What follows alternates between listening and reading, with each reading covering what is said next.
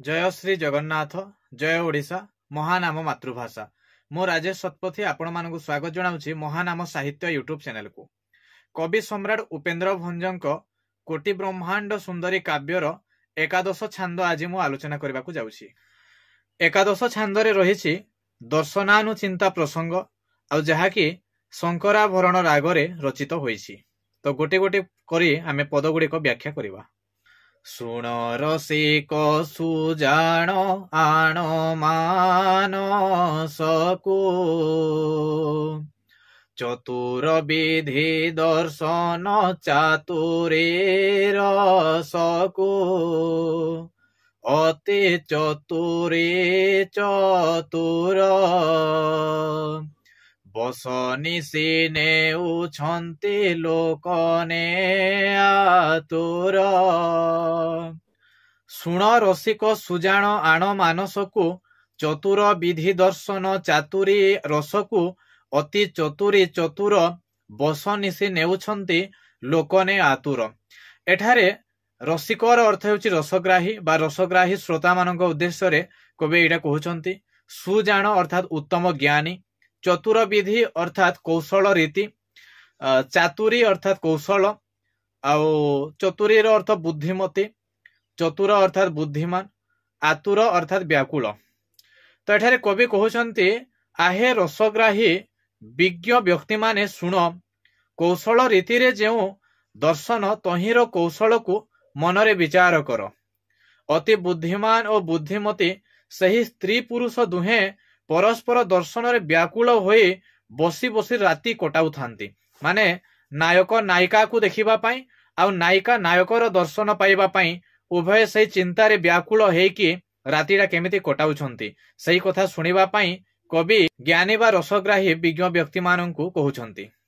कि रूप रे हेब पुणी से रूप दर्शन अनुमान अगोचर तनुक प्रसन्न नाही जहि के वचन तेते पुण्य करिथिब केवण लोचन।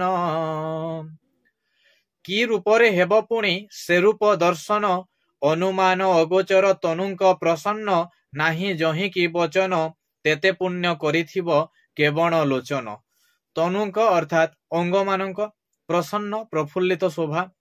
सही रूप पुणी किपरि भावरे देखा जीव, अंग प्रत्यंगर प्रफुल्लित शोभा अनुमान रो अगोचर अटे, जेउ शोभा को वर्णिबा को वाक्य नाही।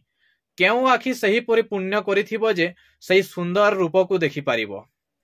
जुबाजन गतिदाता वैकुंठ प्रकार बाट देखाइबा कथा बड़ चमत्कार स्थान परमानंदर दूर करि पारई मानस भवदर।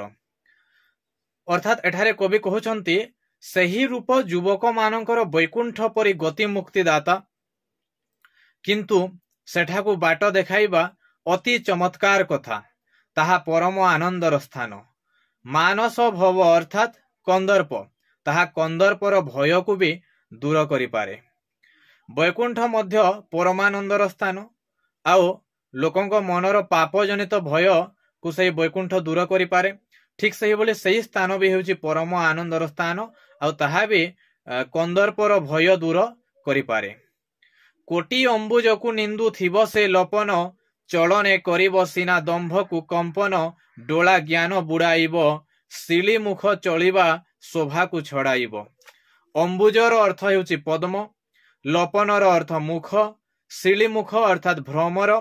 तो सही मुख कोटि कोटि पद्म को निंदा करुथिबो, माने सही मुखर सौंदर्य बा सही मुखटा एडे सुंदर जे ताहा कोटि कोटि पद्म को निंदा करुथिबो आ ताहार चाली धैर्य को भांगी देबो।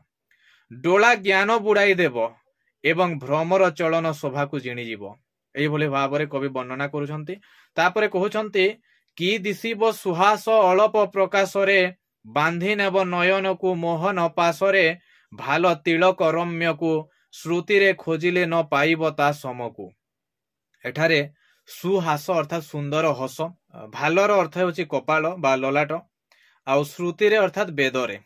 तो एठारे कहा जाउछि अल्प प्रकाश रे तार सुंदर हास्य अति सुंदर देखा जीवो आउ सही सुंदर हसटा चक्षु को मोहन पाशरे बांधी नहीं जीवो ललाटरे सुंदर चितार शोभा सहित समान हेबा वर्णना वेदरे खोजिले मध्य मिलिबो नाही रति बर शोभा को छुईबो नाही चित्त चाहूथिले भंगी मान किंचित किंचित ए भाग्य को अर्जीबी कि सनमत जानिला क्षणी मु हेबी बिकी। तो एठारे कहा जाउछि रति बर शोभा अर्थात रतिर श्रेष्ठ सौंदर्य। तो एठारे पुरुष बा नायक विचार करुछि सही सुंदरीर भंगी मानंकु अल्प अल्प चाहूथिले मन रतिर श्रेष्ठ सौंदर्य प्रति मध्य आसक्त हेबो नाही। स्त्री विचार करुछि सही सुंदरर भंगी को चाहिले रतिर बर अर्थात कामर शोभा को सुद्धा मनरे आनिबो नाही। माने एई गोटे पदरे उभय अर्थ आसुछि पुरुषर भावना भी आसुछि स्त्रीर भावना भी आसुछि। तो एठारे पुरुष भाबुछि जे सही सुंदरीर भंगी मानंकु अल्प अल्प चाहूथिले मन रतिर श्रेष्ठ सौंदर्य प्रति भी आसक्त हेबो नाही। आ स्त्री विचार करुछि सही सुंदरर भंगी को चाहिले रतिर बर अर्थात कामर शोभा को सुद्धा से मनरे आनिबो नाही। सते कोन मु एपरि भाग्य अर्जन करिबी तांकर सम्मति जानिला क्षणी मु तांकठारे बिकी हेइ जिबी एई भावना एठारे आसु अछि। बिकी होइलेणी कोला बेलरु श्रवण जाहा शोभा चाहि शिला होइब द्रवण भावे मुहि मानुसत तरलीला घृत मत बही जीवी सत। एठारे कहा जाउछि श्रवण कोला बेलरु मु बिकी हेलेणी माने देखिबार कथा दूरे थाउ तांको प्रसंग सुनिला बेलरु मु बिकी हेइ सारिछि। जेउ शोभा को देखि पथर तरली जीव मने करुछि मनुष्य होइथिबारु मु सही शोभारे घिओ परि तरली जीवी बा घिओ परि तरली बही जीवी। ता परवर्ती पदरे कहा जाउछि कटाक्ष अमृत शीतल को पाइबारे स्थगित को पुणी भोजु थिबो बारे बारे तही लाभ अछि एते भल करी देखिबी पलक अनायत्ते। कटाक्ष अर्थात बांक चाहाणी स्थगित अर्थात निश्चलता पलक अनायत्त अर्थात आखि पिछड़ा न पड़िबा बा आखि पिछड़ाटा आयत्तरे न रहिबा। तो एठारे कहा जाउछि तांकर बांक चाहाणी रूपक शीतल अमृत पाइबा द्वारा मु बारंबार निश्चल होई पड़िबी। सही निश्चलतारे एते लाभ अछि जे आखि पलक न पड़िबा जोगु मु से रूप को भल करी देखुथिबी माने से रूप को एमिति भाबरे देखिबी जे आखिर पलक भी पड़िबो नाही। सही कथा एठारे कहा जाउछि। परवर्ती पदरे अछि मोर कर्ण मन नेत्र सुकृति केसरी अपूर्व पदार्थे एते रूपे अनुसरी सुनी तोष के स्वभावे के कला सदन के सदन हेबी भावे।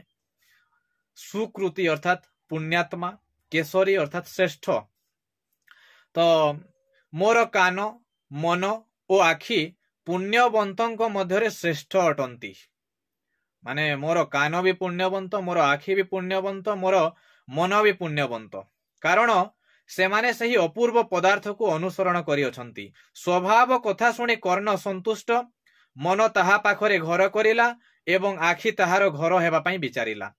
कोन पई मन आखि आउ कान पुण्यवंतों मध्य श्रेष्ठ बोली कहा होउछि तार कारण होउछि स्वभाव माने तार स्वभाव कथा सुनी मोर कर्ण संतुष्ट हेउछि आउ मन ता पाखरे घर करिछि एवं आखि ताहार घर हेबा पई विचार करुछि। मन कल्पित संपत्ति साक्षात होइब मुहि भला भाग्यवंत भलारे दैब एते काल सहिब कि एथकु तांकु जणाण जे माइले बकी।